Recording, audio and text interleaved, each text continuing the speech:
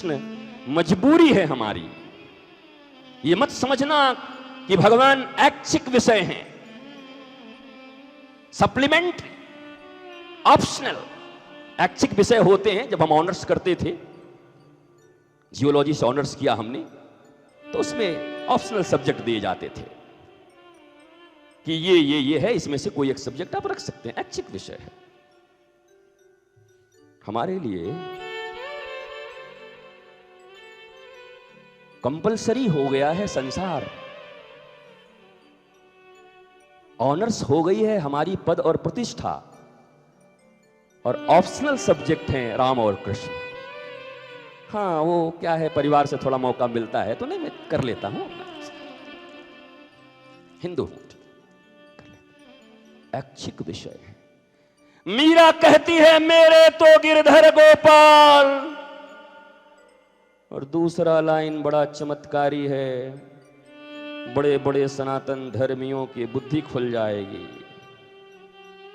मेरे तो गिरधर गोपाल, हाँ, और मैया के लाल हो तो दूसरी लाइन भी बोलो, दूसरो न कोई। और परमात्मा आता ही तब है जब उसे मोस्ट इंपॉर्टेंट VIP बनाते हो तब। क्या तुम्हारी निगाह में परमात्मा VIP है? क्या कृष्ण तुम्हारे लिए मोस्ट इंपॉर्टेंट सब्जेक्ट है? क्या भक्ति तुम्हारे जीवन में कोई प्रमुख स्थान रखती है? ये कृष्ण, ये राम, ये भक्ति, ये मंदिर, ये सब ऑटो रिक्शा हैं, इन पे बैठ के कहीं जाना है। भगवान हमारे लक्ष्य नहीं है, भगवान रिक्शा, हम बैठ के स्टेशन जाने वाले। लक्ष्य स्टेशन है और भगवान रिक्शा है।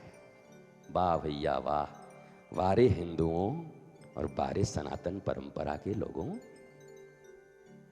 जो जीवन का प्राण है, जो धड़कन है, जो श्वास है, अभी रुक जाए तो तुम्हारी पत्नी और बेटे कहेंगे अच्छे खासे गए थे, अभी अभी तो फोन पे बात हुई थी तुरंत। तो क्या मृत्यु क्या बोल के आती है क्या? कि ऐसा है कि 19 तारीख को करीब 4:30 बजे आएंगे, तैयार रहिएगा,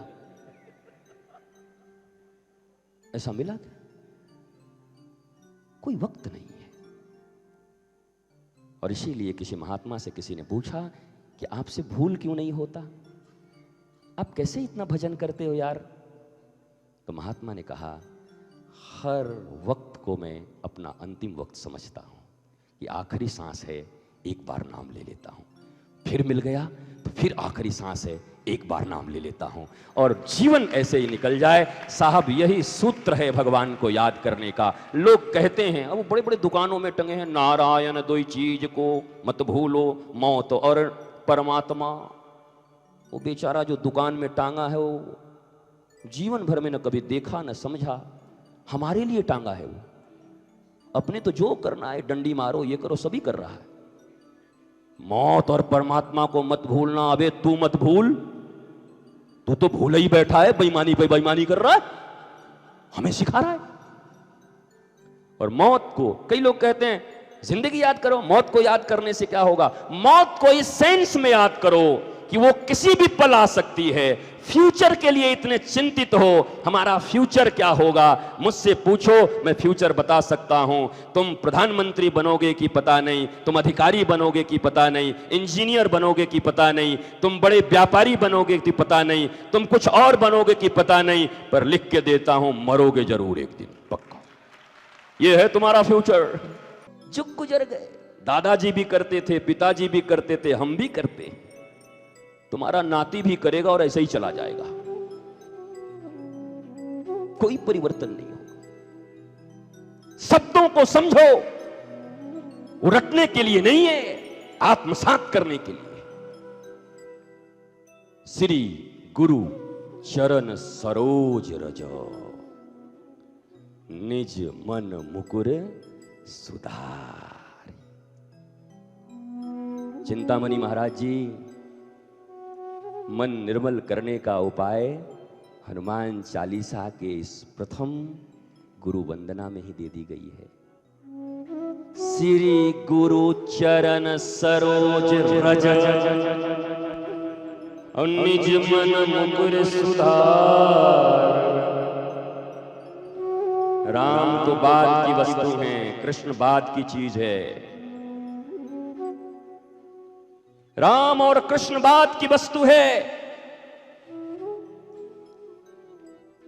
पहले श्री गुरु चरण सरोज रज, क्योंकि दूसरा लाइन कहता है तब बरनऊ रघुबर बिमल जसु जो दायक फल चार।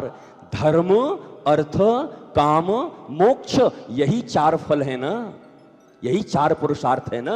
और क्या देंगे राम जी?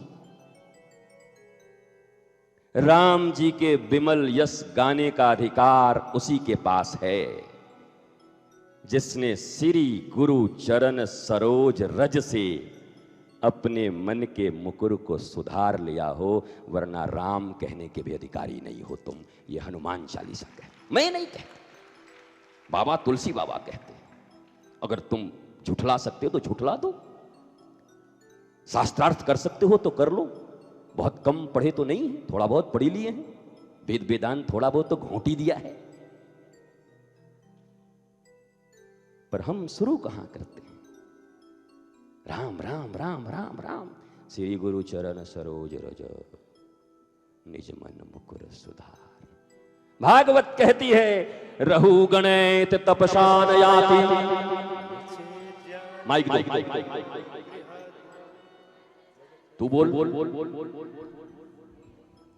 नामहत पाद रजो विषेकम रहु गणैत तपसान याति न चेज्या निर्पणाद गृहाधा न च छन्दसानेव जलाग्निसूर्यै विना महत पाद रजो विषेकम। श्रीमद् भागवत हनुमान चालीसा से बता दिया, भागवत से बता दे रहा। ऐ राजा रघुगण, तू सत्संग कर, तपस्या कर, दान दे, व्रत कर, कुछ नहीं होना तेरा। कौन कह रहे हैं ये? जड़ भरत। रघुगण जैसा राजा जो प्रतिदिन सत्संग सुनने जाते थे, खैर वो भी महान राजा होगा यार, राजा होके और रोज सत्संग सुनने जाता था, ये तो कमाल है। इसी के लिए प्रणाम करना चाहिए रघुगण को। लेकिन फिर भी अहंकार नहीं मिटा, और तब जड़ भरत जी ने कहा रघुगणे तो तपसा न याति। तुझे राजा पने का अहंकार है और ऊपर से सत्संग का भी अहंकार हो गया है, कुछ नहीं होगा तेरा। क्यों? बिना महत पाद रजोभिषेकम, बिना महत पाद रजोभिषेकम श्री गुरु चरण सरोज रज। सुन राजा, जितने भी नचेज्या गृह प्रमादार, सूर्य में तप, अग्नि में जल, जल में खड़ा हो जा, बाल बांका नहीं होना। क्या होगा? बिना महत पाद रजोभिषेकम।